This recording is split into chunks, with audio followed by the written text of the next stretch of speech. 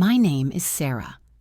For 12 years, I was the pillar of a life I genuinely believed was solid, enduring, and utterly transparent. I was a senior financial analyst, a profession that demanded meticulous attention to detail and a keen intuition for hidden patterns. Ironically, this very intuition, which earned me accolades in the corporate world, failed me spectacularly in the arena of my own heart and home. My husband Daniel was the successful, charming engineer, a man whose career in global logistics necessitated frequent, prolonged business trips.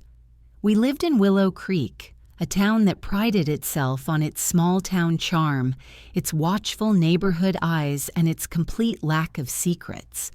Our existence was a portrait of American stability: the comfortable house, the annual beach vacations, the two wonderful children, Leo, 8, and Chloe, 5. The illusion began to fray not with a dramatic discovery, but with a subtle sensory overload. Daniel returned from a supposed week-long conference in San Diego. Not Chicago, but San Diego. The location was already a minor variation, and the air around him was different. He was not just tired, he was strained. His customary post-trip routine, a brief, passionate hug and a shower to wash off airport grime, felt mechanical. And then there was the smell. Not the loud, obvious scent of a cheap hotel soap or a woman's perfume, but a subtle, complex blend of pine smoke, expensive French vanilla, and a hint of something earthy, like potting soil. I later realized this unique fragrance was the scent of his other life. As I unpacked his suitcase that evening, the misplaced detail I found was the embroidered key fob. It was tucked deep within the lining of his suit jacket, not the usual location for a rental car key or a hotel amenity. It was heavy, crafted from bronze, and beautifully shaped like a willow branch, with a delicate, almost antique aesthetic. Engraved on the back, so faintly you had to tilt it to the light, were the initials HW. I asked Daniel about it casually, trying to thread the needle between curiosity and accusation. "Did you stay at the Willowbrook Inn, Dan?" "I found this little key thing," I said, presenting the fob. He didn't even lift his gaze for his quarterly reports. "That old thing. Must have been from the rental car agency in San Diego. They use those silly themed fobs sometimes to promote local businesses. Just toss it, Sarah. I have too much on my mind." His dismissal was immediate, practiced, and in retrospect, insulting. Daniel had a near photographic memory for business details, but this distinct high-quality object was irrelevant? My analyst alarm bells were ringing loudly. Willow Creek was our town, named for its towering willows, and the symbol felt too specific, too personal, to be a random rental company gimmick. I didn't toss it. I kept it in my jewelry box, a cold metallic piece of evidence against a crime I couldn't yet name. The next week, I initiated my own internal investigation. I started by searching local businesses in Willow Creek using the HW initials. Nothing public came up. I spent hours cross-referencing public records, property tax databases, and commercial listings. Then I pivoted my search to properties known for discretion, those bordering the secluded northern woods, the area residents rarely visited. I struck gold.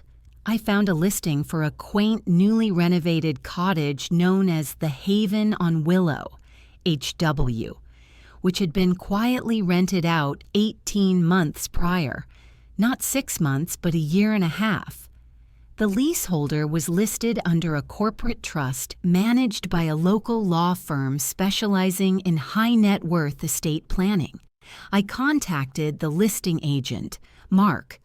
I fabricated a story, claiming I was an investor interested in acquiring discrete properties for a high-profile client who needed absolute privacy. Mark, lured by the promise of a massive commission, revealed the details. The corporate trust was indeed managed by the very law firm Daniel used for his business contracts.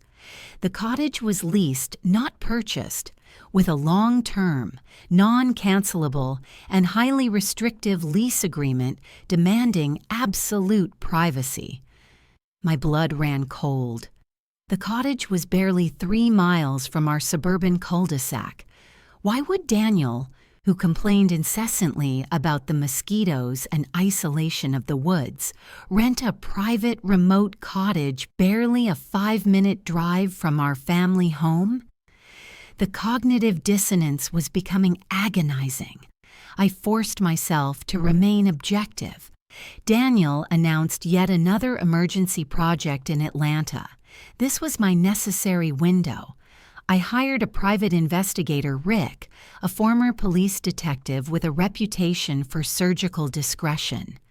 I told him a modified version of the truth. I suspected Daniel was diverting company funds into a secret property and needed proof for the firm. I handed him the key fob, the cottage address, and the corporate trust name.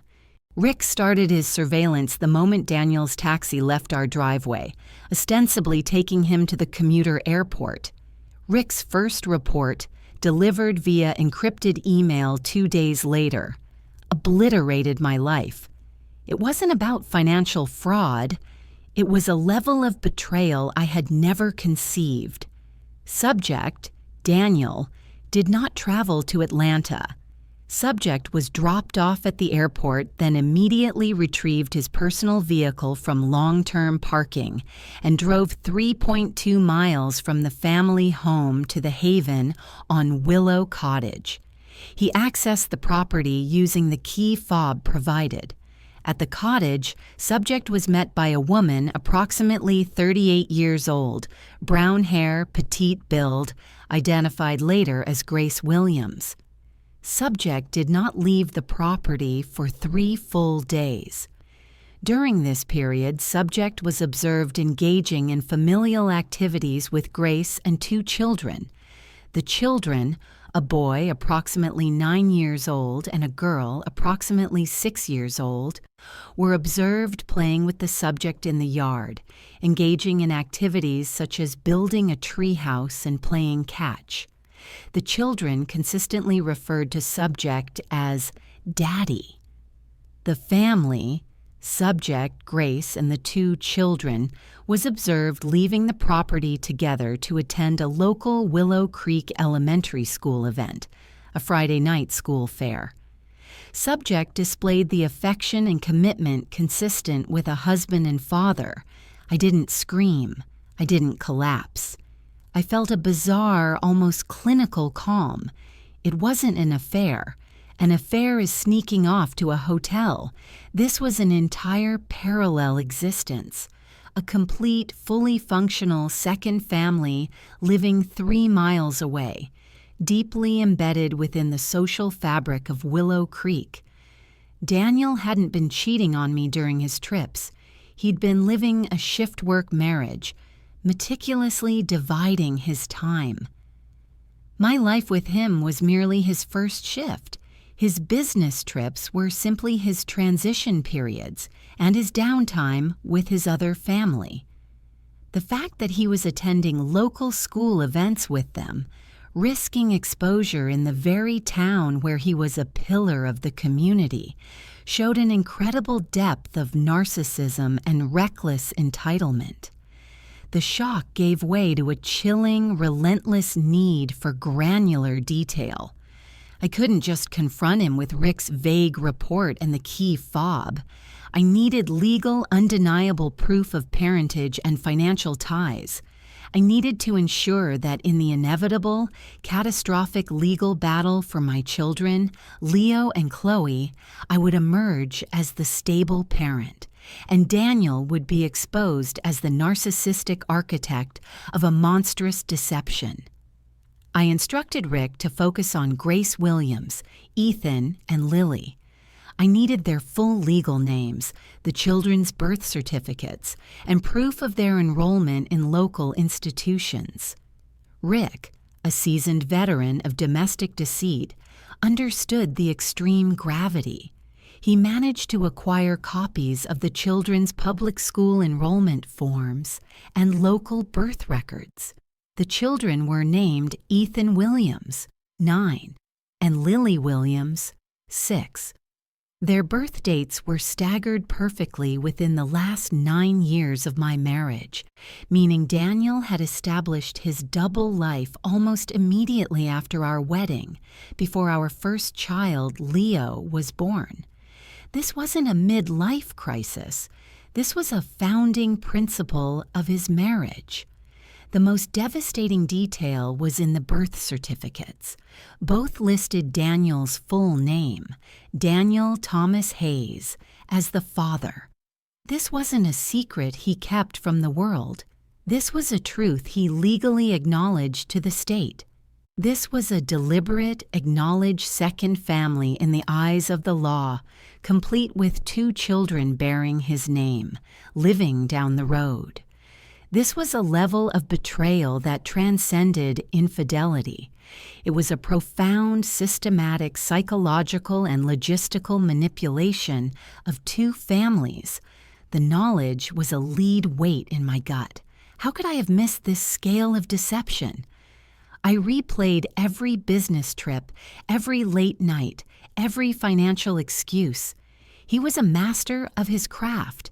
Separate encrypted phones, separate credit cards for business, which never appeared on our joint statements, and a masterful emotional detachment that I had constantly excused as the burden of his high-pressure career.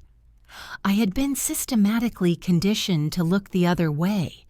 I needed more than just legal documentation. I needed the financial smoking gun. Daniel had always handled the entirety of our finances, citing my busy work schedule. Now I demanded immediate access. I claimed I wanted to start budgeting for college funds early and needed to integrate my new investment strategy. He was reluctant, citing the complexity of his offshore accounts, but eventually I wore him down, securing the login details to our joint accounts. Our joint accounts were impeccable, designed to project an image of perfect stability, but I was an analyst. I knew how to follow the trail. I found a small quarterly transfer of exactly $18,000 labeled mysteriously as HW Property Management Fee. It was consistent, professional, and entirely masked as a business expense. I tracked the receiving bank, a small local branch Daniel never used, and found the account name, the Williams Family Educational and Property Trust. He wasn't just supporting a second family, he was meticulously and professionally funding them, dedicating a huge, consistent portion of his 6-figure income to their exclusive support. He was essentially running 2 separate households with the same income. My plan to expose him had to be surgical. I had to ensure his complete downfall. I initiated a period of intense, passive observation. I continued my life as usual, playing the role of the devoted wife and mother while inside, I was gathering evidence like a relentless prosecutor building a RICO case. I downloaded every financial statement, photographed every legal document Rick provided, and charted Daniel's movements and expenditures on a detailed, color-coded spreadsheet. The truth was a grid of cold, hard data, time, money, and distance. The ultimate test of his arrogance came 2 weeks later. Daniel announced he had to fly to London for an urgent client meeting on a Friday morning and wouldn't be back until Monday. This was his longest continuous stretch in weeks. I knew he was going straight to the cottage. That weekend, the entire town was gearing up for the Willow Creek annual Founders Day Fair, a large, mandatory social event for all local families. I made my move. I didn't announce I was leaving. Instead, I drove to the fair with Leo and Chloe. We spent the afternoon on the rides, the children laughing while I scanned the crowd, the bronze key fob cold in my pocket. I knew the risk was enormous. I wanted the collision.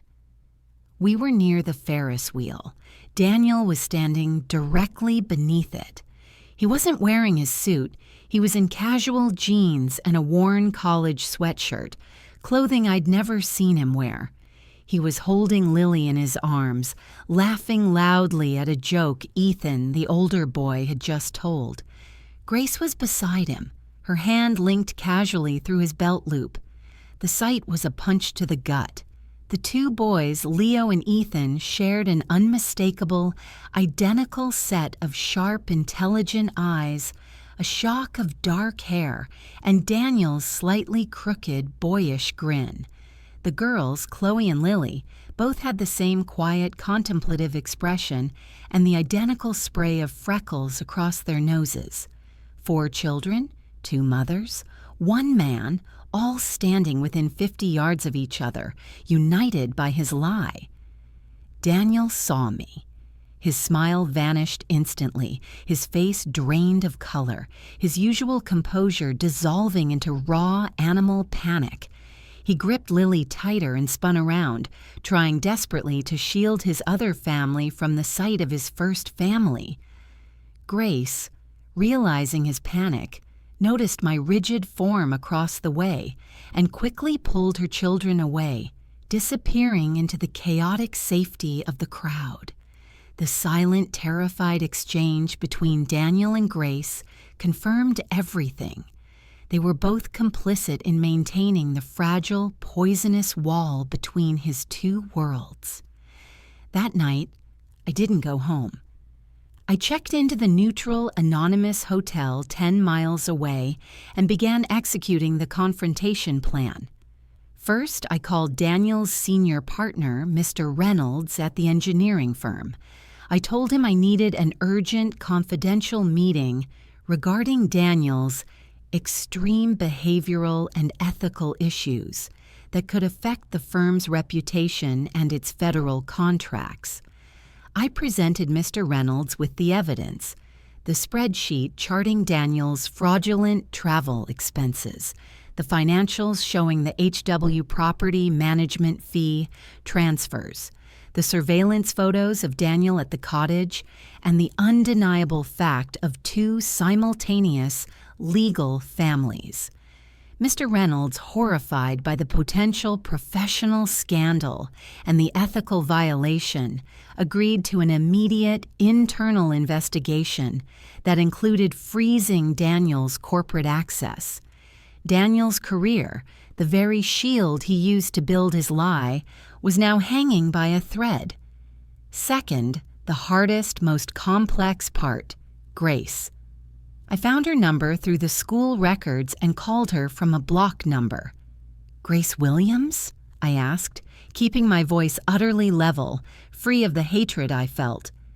"Yes, who is this?" she replied, sounding wary, her voice tight.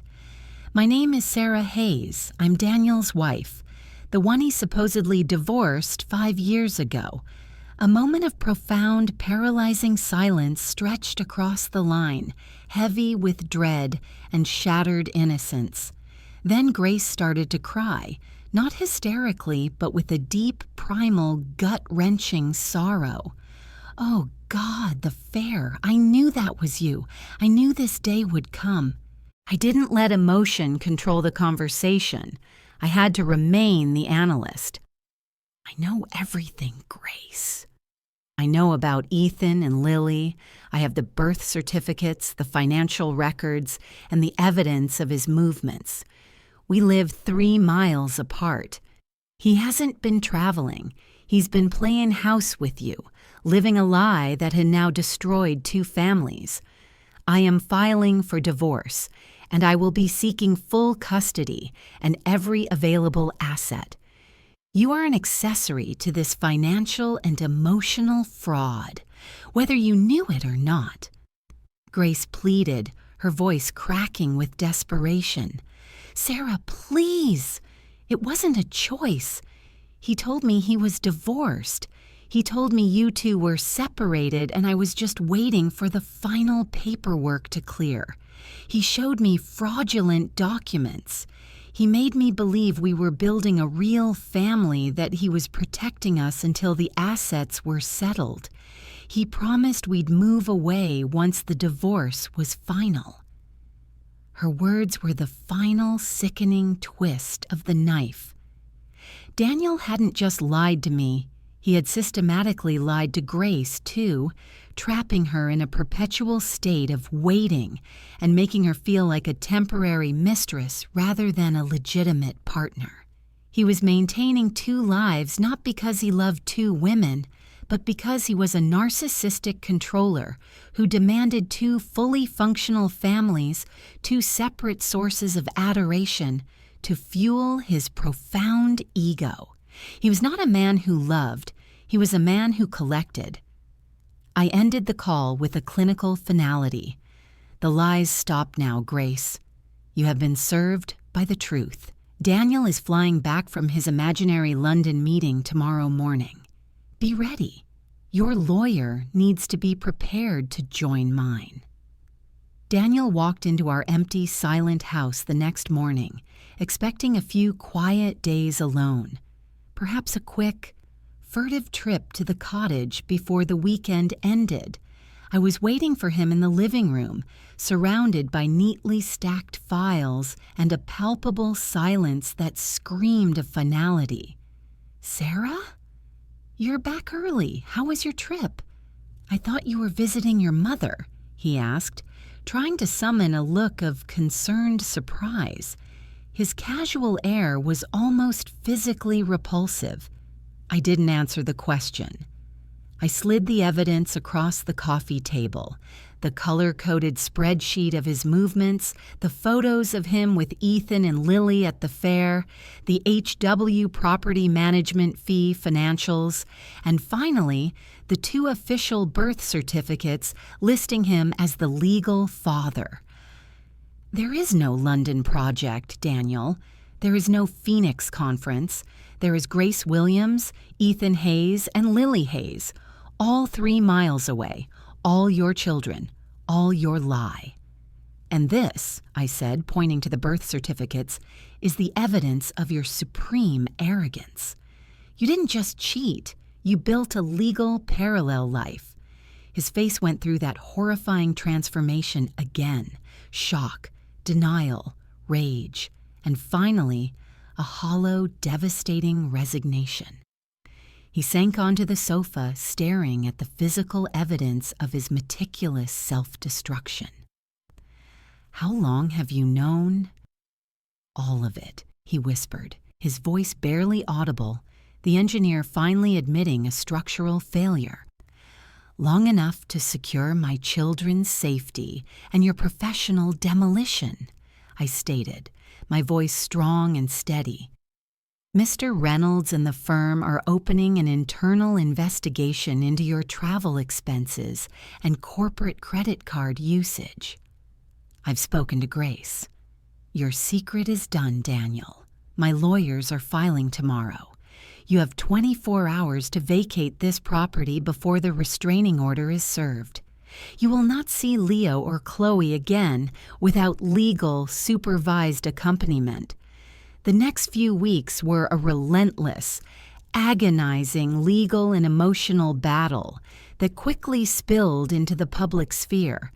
Daniel, realizing he had lost control of both his professional and personal narratives, tried to salvage what he could. He attempted to manipulate me, crying and begging for forgiveness, claiming it was a compulsive disorder and a midlife crisis that got desperately out of hand.